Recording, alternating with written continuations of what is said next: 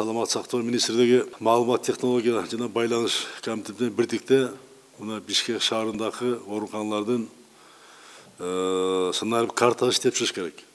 Аны тездеш керек.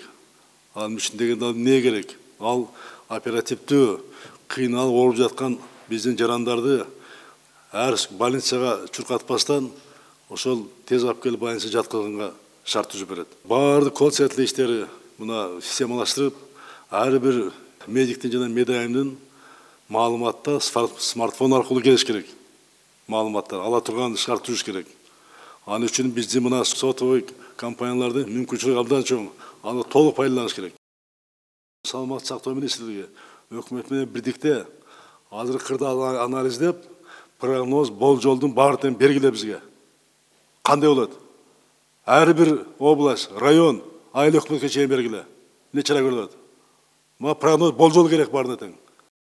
Бул этме күрөшүүдө коомчулуктун, элдин даярдыгы, позициясы, анан айрыкча жарандардын жоопкерчилиги өтө маанилүү. Мына ушунун баардыгын түшүндүрүшүбүз керек. Ар бир жараныбыз өзү сактанганды, жакындарын сактаганды, үй бүлөсү сактаганды үйрөнүшүбүз керек. Мына биз кырдаал жеңил эмес экенин ачык айтып атабыз. Кырдаал оор деп атабыз. Ар кимибиздин милдетибизди так аткарганга абдан көз каранды. Мына ушуну унутпаш керек.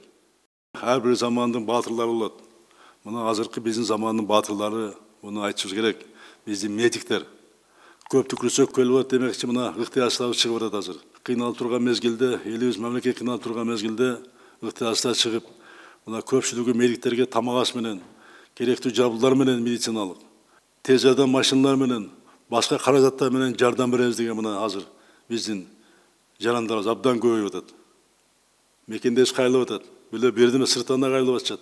Эми республика штабтын милдети ошол ыктыярчылардын ошолордун башын бириктирип, ошол берем деген нерселерди тездетип алып, ыкшам түрдө ошону кайра керектүү жерге жеткизиш. Анан ынтымак сабырлык менен биздин эл далай кыйынчыларды жеңип келген. Буйруса Кудайдын колдоосу менен бул кыйынчтан дагы бириндигибиз менен чыгабыз. Ошону жасаш үчүн мына ушул отургандар күн түн иштешибиз керек. Урматтуу Коомчулук кеңешинин мүчөлөрү, мына эртең эле кылычын сүйрөп мына кыш келет. Ошондуктан кышка даярдыкты дагы кошо ала жүргүлө, даярдыкты көргүлө. Анан учурдагы түйшүк менен жүрө берип баарыбыз тең. Анан келечекте жакынкы маселелерди унутуп калбайлы. Мына бүгүн жылуу, бүгүн билинбейт. Күз кыш эртең эле келет. Эртең чыкпагыла дагы отун суу жок, свет өчүп, тамак аш жетпей, андай болбош керек. Андай сылтоо деген болуш керек. Мына маселеге июль айынын башында айтып атам. Кышка даярдыкты эмитен баштап көрүп, билекти түрүп, тым аракет кылып иштеш керек азыр.